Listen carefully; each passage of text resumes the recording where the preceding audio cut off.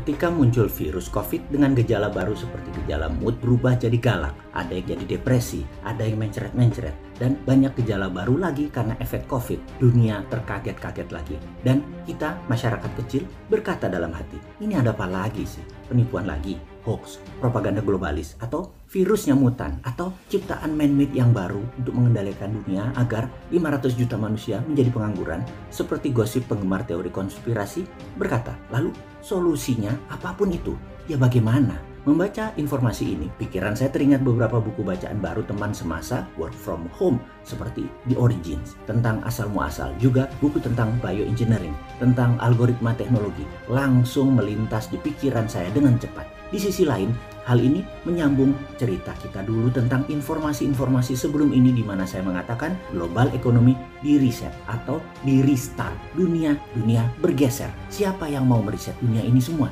Siapa yang diuntungkan oleh ini semua? Mau digeser kemana dunia ini oleh mereka? Maka mata saya tetap ke kelompok The Have, Bilderberg, dan orang-orang di belakang mereka. Kita semua tahu untuk mengendalikan dunia kita harus punya sesuatu yang didominasi. Awalnya saya berpikir negara yang akan mereka mainkan. Sekarang mereka akan memainkan dengan sistem. Dunia akan diubah dengan algoritma, dengan bioteknologi, dengan rekayasa engineering teknologi semuanya, termasuk kertas, saham, surat berharga, dan mineral precious metal. Kata-kata Trump yang mengatakan kami tidak punya emas baru-baru ini yang dikutip Ford membuat saya berpikir hal yang baru. Apa hubungannya dan apa yang akan terjadi? Oke, kita mundur sedikit ke zaman sebelum Keynesian, sebelum tahun 1900-an. Uang atau money itu hanya pelumas transaksi. Money just greasing the transaction. Uang sebelum itu gak dipuja seperti sekarang oleh kaum Keynesian. Uang tidak dijagain seperti sekarang. Uang bukan dewa seperti pejabat yang berkuasa saat ini memujanya dengan takut. Uang ya hanya pelumas, pelancar, mempermudah sebuah transaksi saja di masa sebelum Keynesian. Uang di zaman Keynesian seperti otak para pejabat sekarang adalah bukan hanya pelumas transaksi, tetapi menjadi komoditas, menjadi papers, menjadi jaminan, menjadi surat hutang, akhirnya menjadi benda yang harus dikontrol keberadaannya dengan bank sentral. Ada nilai naik turun inflasi, dipuja, ditakuti, dikasih syarat persis seperti sesajen, dan lain sebagainya.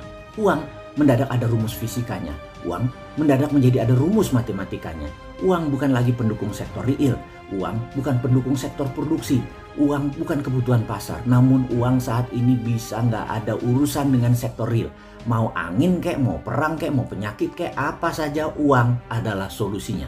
Kita sebagai penganut New Economic Model yang gencar dipromosikan sejak tahun 2009, kita adalah kaum yang percaya MMT. Maka kita ini disebut ekonom post-Keynesian atau ekonom setelah Keynesian. Di sisi ekonom post-Keynesian akan memurnikan kembali uang sebagai greasing the transaction plus underlying project. Ini penting dipahami.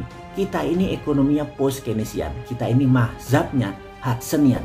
Bahkan mungkin untuk Indonesia kita punya mazhab baru yaitu Neo-Hudsonian. Masih disesuaikan lagi Hudsoniannya. Ada berita buruk. Ada kelompok yang tidak ingin pemahaman MMT mengambil alih dunia. MMT itu cocok untuk keadaan dunia saat ini yang sedang diserang globalis. MMT cocok untuk deglobalisasi. Siapa mereka yang tidak ingin MMT ini dipakai? Apakah kaum Keynesian, yaitu pejabat di banyak negara budak IMF dan World Bank tersebut termasuk Indonesia yang tidak ingin dikalahkan MMT? Bukan. Mereka adalah kelompok digitalpreneur Bilderberg yang tidak ingin MMT dipakai di negara nasionalis patriotis. IMF dan World Bank itu toolsnya globalis untuk mematikan MMT. Globalis anti-underlying. Mereka akan menggeser dunia menjadi menggunakan algoritma. Globalis yang punya digital currency sebentar lagi diluncurkan. Maksudnya begini, Bitcoin kita ambil sebagai ilustrasi. Bitcoin ini nggak ada jaminan apapun kecuali matrik algoritma. Lalu diterbitkan terbatas kira-kira 21 juta Satoshi. Ini kemudian jadi otomatis bergerak berdasarkan demand dan supply. Sehingga jadi turun naik harganya. Jadi ada nilai, jadi ada pertukaran. Ketika Libra, Facebook terbit pakai underlying algoritma pasar, dunia tersentak. Moneter dunia tidak setuju, Bank Dunia tidak setuju, Bank Sentral panik dan ini membuat kesal kelompok The Have tadi.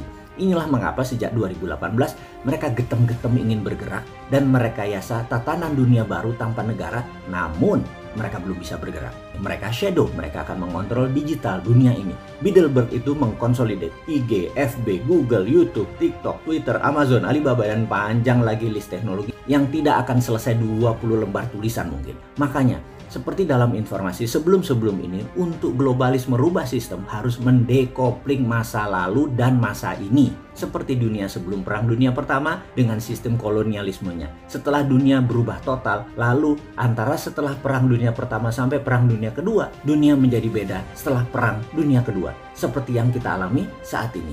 Sebelum Perang Dunia Pertama dan setelah Perang Dunia Pertama selesai, itu putus. Bukan reformasi, tapi putus, beda dunia saat itu. Dan ketika virus corona disebar di tahun 2019 akhir kemarin yang diperkirakan akan membunuh 30 juta manusia seperti prediksi Bill Gates di tahun 2018, di mana virus COVID akan memapar separuh penduduk dunia. Apakah itu tidak akan terjadi demi mendekopling keterlepasan dengan masa lalu? Bagi saya mungkin saja. Untuk meriset dunia perlu perang, dan kali ini perang biologi. Manusia melawan virus. Dunia at war time sekarang. Masih nggak paham juga.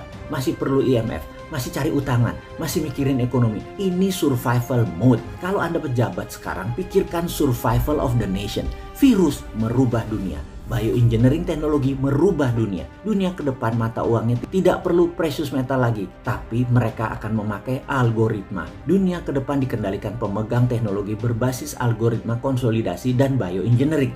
Inilah tatanan dunia baru. Negara menjadi less important. Negara menjadi tidak terlalu penting lagi. Tetapi bagi para nasionalis patriotis, manusia tersebut menganggap negara tetap penting. Jadi bagaimana Pak Pejabat? Kapan jadi nasionalis patriotis? Apa masih mikir bisnis bohir Anda, atau Anda berbisnis memanfaatkan bencana sehingga bisnis Anda tetap jalan walaupun kebijakan tersebut membuat UKM dan pariwisata mati? Nggak peduli ya?